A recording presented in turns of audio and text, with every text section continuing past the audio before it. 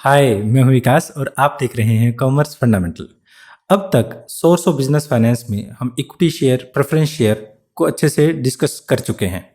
Previous class में हमने preference share के बारे में डिस्कशन किया था। प्रेफरेंस शेयर एक long term and medium term need के लिए, फाइनेंशियल नीड के लिए इस्तेमाल किया जाता है। इसी तरह का एक ऐसा और हमारे पास सोर्स ऑफ फाइनेंस है जो कि long term and medium term financial need के लिए इस्तेमाल किया जाता है, जिसे हम कहते हैं डिवेंचर। डिवेंचर कंपनी क्यों इशू करना चाहती है? सबसे पहले तो उसको फंड की रिक्वायरमेंट है, बट जो फंड की रिक्वायरमेंट है उसके साथ वो ये भी चाहती है कि उनको लीवरेज का फायदा हो। कहने का मतलब डेट फंड का फायदा हो और कहीं ना कहीं टैक्सेशन बेनिफिट भी हो। टैक्सेशन बेनिफिट का मतलब ये है कि कंपनी जब डिवेंचर इशू करेगी तो उसके ऊपर डिविडेंड देने के बजाय इंटरेस्ट पे किया जाएगा, और इंटरेस्ट जो है कंपनी उसको प्रॉफिट लॉस अकाउंट में खर्चों के रूप में लेगी, जिससे कंपनी का प्रॉफिट भी रिड्यूस होगा, क्योंकि डिवेंचर पर दिया जाने वाला इंटरेस्ट चार्ज अगेंस्ट प्रॉफिट है, ना कि एप्रोप्रिएशन ऑफ प्रॉफिट। इस तरह से उसका कंपनी का प्रॉफिट भी कम हो जाएगा और जिससे टैक्स बेनिफिट भी कंपनी को मिलेंगे अगर कंपनी डिवेंचर इशू करती है। तो बात ये आती है कि ये डिवेंचर है क्या। कंपनी डिवेंचर इशू करती है, एक तरह से कंपनी पब्लिक से लोन एक्सेप्ट करती है। ये लोन अपनी फिक्स एसेट को गिरवी रख के लिया जाता है और एक कंपनी एक सर्टिफिकेट के रूप में डिवेंचर को इशू करती है, जो कंपनी की कॉमन सील यानी स्टैंप के बाद बनता है। ये एक तरह से सर्टिफिकेट जो है रिटन एक्नॉलेजमेंट है कि कंपनी ने लोगों से उधार लिया है। जब कंपनी डिवेंचर इशू करती है तो उसके ऊपर हर प्रकार की टर्म एंड कंडीशन जो डिवेंचर से रिलेटेड है वो लिखित रहती है, जिसके अंदर कंपनी का डिवेंचर कब इशू किया जा रहा है, उसको रिडीम कब किया जाएगा, उसकी फेस वैल्यू क्या है और उस डिवेंचर के अगेंस्ट कौन से फिक्स एसेट को प्लेज किया गया है यानी सिक्योर किया गया है। इस तरह से डिवेंचर एक रिटन एक्नॉलेजमेंट है जो कंपनी के लिए एक तरह से उधार है। हर वो पर्सन जिसने डिवेंचर लिया हुआ है वो कंपनी के लिए डिवेंचर होल्डर कहलाता है। एक तरह से ये कह सकते हैं डिवेंचर होल्डर मनी लेंडर है कंपनी के लिए। कंपनी जब डिवेंचर इशू करती है कंपनी के सील के अंडर यानी स्टैंप के बाद इशू करती है और एक रिटन डॉक्यूमेंट होता है जो ये दिखाता है कि कंपनी एक्सेप्ट कर रही है इस प्रकार के लोन को। तो यहां पर according to section 230 of company amended act 2017 के अकॉर्डिंग डिवेंचर क्या है? ऐसा कोई भी डॉक्यूमेंट जो खुद डिवेंचर है या बॉन्ड है या फिर कोई भी ऐसी सिक्योरिटी है जो एक तरह से एविडेंस के रूप में यूज किया गया है डेट के लिए, यानी कंपनी ने डेट लिया है, इस चीज का एक एविडेंस है, रिटन एविडेंस है। वैसे तो देखा जाए आजकल डिवेंचर रिटन नहीं होता क्योंकि डीमेट हो गया है, डिमेटलाइज्ड हो गया है, डिजिटल हो गया है। पहले जहां पर डॉक्यूमेंट के रूप में एक सर्टिफिकेट के रूप में डिवेंचर इशू किया जाता था, वहीं पर आज एक सर्टिफिकेट के रूप में डिवेंचर को इशू नहीं किया जाता, वो एक डिजिटल फॉर्म में एक डीमेट अकाउंट में ट्रांसफर कर दिया जाता है। दूसरी तरफ ये भी रहेगा whether constituting a charge on the asset of a company और नॉट, चाहे उसको किसी एसेट के अगेंस्ट चार्ज किया गया, मींस यहां पर लेंड किया गया, सिक्योर किया गया, प्लेज किया गया है या नहीं किया गया, दोनों सिचुएशन में अगर वो एक एविडेंस है डेट के लिए तो वो एक डिवेंचर कहलाएगा। तो हम आखिर में ये कह सकते हैं कि डिवेंचर एक ऐसा डॉक्यूमेंट है जो कंपनी की सील के अंडर इशू किया गया है, एक रिटन एक्नॉलेजमेंट है कि कंपनी जो है लोन रिसीव कर रही है और उस लोन के रिगार्डिंग जितनी भी टर्म एंड कंडीशन रहेंगी, जैसे रेट ऑफ इंटरेस्ट क्या रहेगा, पीरियड ऑफ लोन क्या रहेगा, कौन सी एसेट प्लेज की जाएगी, वो सारी चीजें भी इस सर्टिफिकेट के ऊपर मेंशन रहेगी। कंपनी का जो इंटरेस्ट होता है वो एक तरह से एक्सपेंस होता है फर्म के लिए, कंपनी के लिए, चाहे कंपनी को प्रॉफिट हो या लॉस हो, दोनों सिचुएशन में वो पे किया जाएगा। जहां पर हम प्रेफरेंस शेयर और इक्विटी शेयर के केस में अगर कंपनी को लॉस होते थे तो हम पे नहीं करते थे उनको दिया जाने वाला डिविडेंड, बट यहां पर अगर डिवेंचर होल्डर के केस में ऐसा नहीं होता, कंपनी को चाहे लॉस ही क्यों ना हो वो इंटरेस्ट फर्म जरूर देगी। तो आगे हम चलते हैं कि टाइप्स ऑफ डिवेंचर हमारे पास क्या क्या है। देखिए अलग अलग कैटेगरी बढ़ जाती है डिवेंचर के केस में।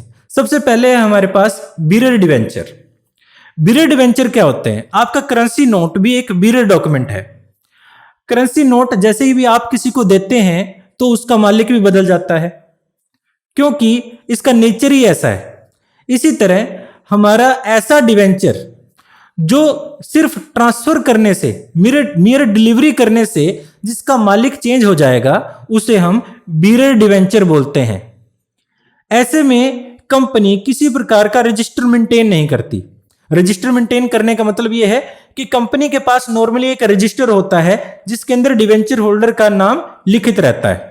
अगर कोई ऐसा डिवेंचर है जो रजिस्टर्ड टाइप का डिवेंचर है, अगर कोई रजिस्टर्ड डिवेंचर होगा तो जैसे ही डिवेंचर को सेल किया जाएगा, वो पर्सन डिवेंचर होल्डर जो पहले था वो कंपनी को सूचित करेगा, इन्फॉर्म करेगा कि उसने वो डिवेंचर सेल कर दिया है। ऐसे में कंपनी के पास जो रजिस्टर होगा उसका नाम वहां से कट करके नए पर्सन का नाम लिख दिया जाएगा।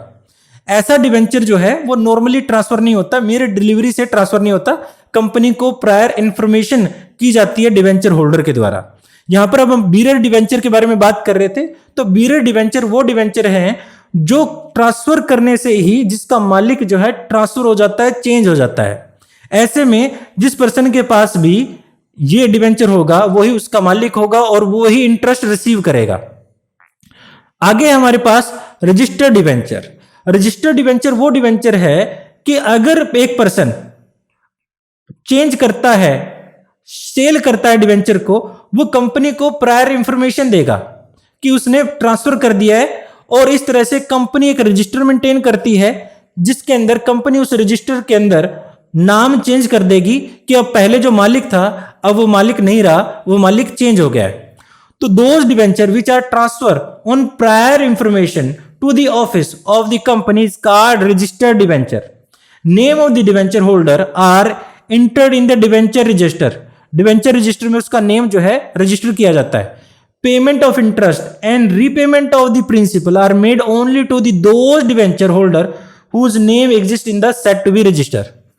जिस तरह से जो डिवेंचर रजिस्टर के अंदर जो नाम लिखा गया होगा उसी को, मान लीजिए आपका डिवेंचर किसी और पर्सन के पास चला जाता है, तो ऐसा नहीं है कि उस डिवेंचर होल्डर को, यानी जिसके पास डिवेंचर है उसको पैसा मिल जाएगा, नहीं। जिसका नाम रजिस्टर में लिखित होगा सिर्फ उसे ही यहां पर जो रीपेमेंट किया जाएगा या इंटरेस्ट अमाउंट पे किया जाएगा।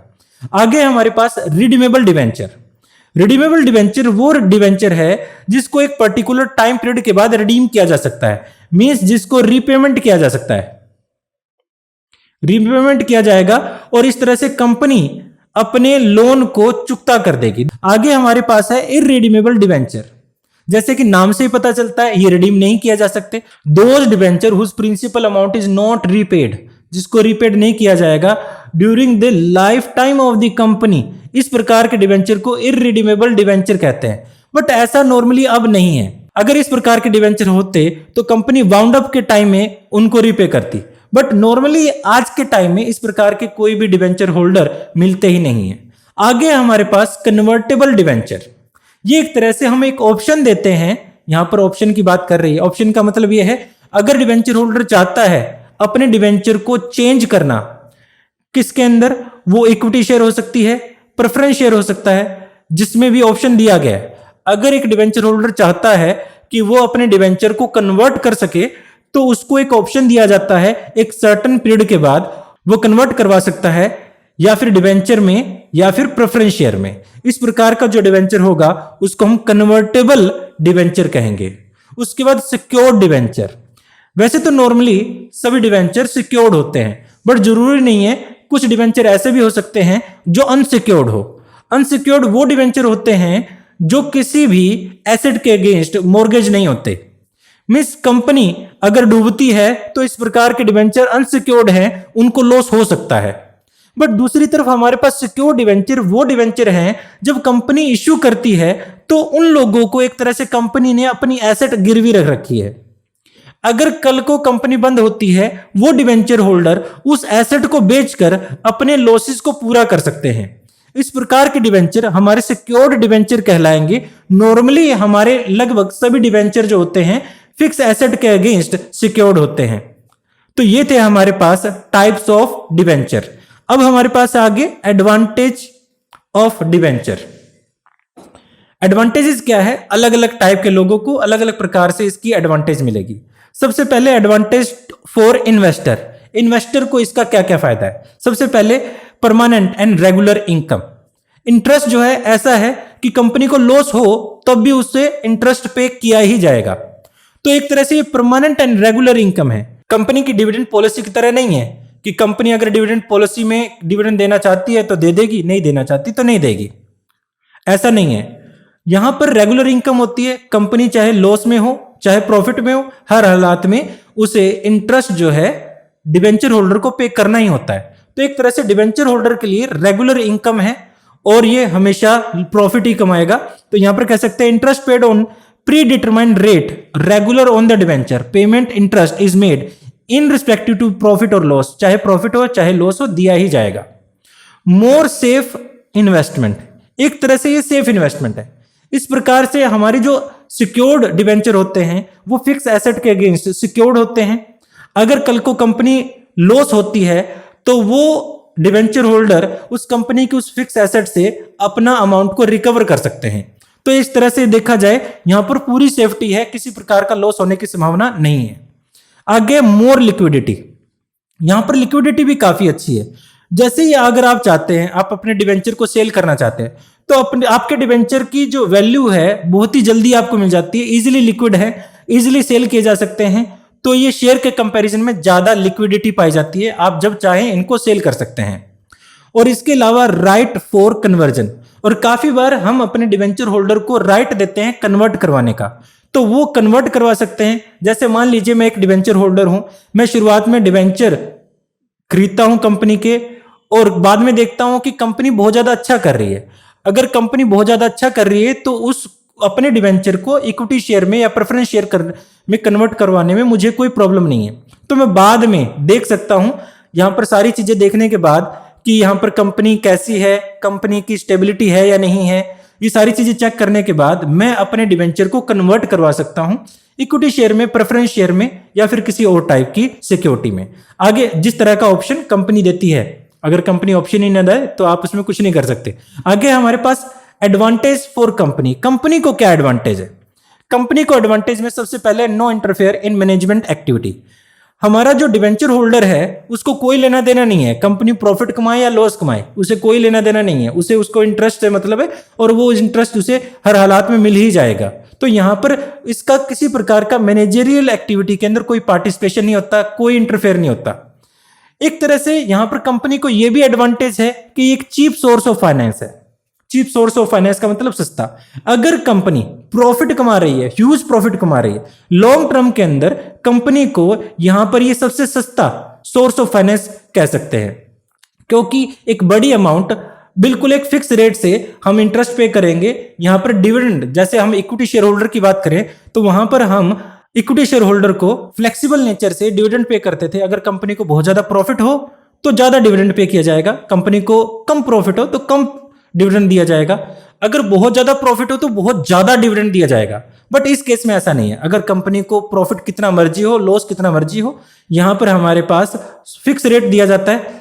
चीप इस केस में कहा जाएगा कि अगर कंपनी बहुत ज्यादा प्रॉफिट कमा रही है। और थर्ड, हमारे पास टैक्स एडवांटेज भी मिलती है।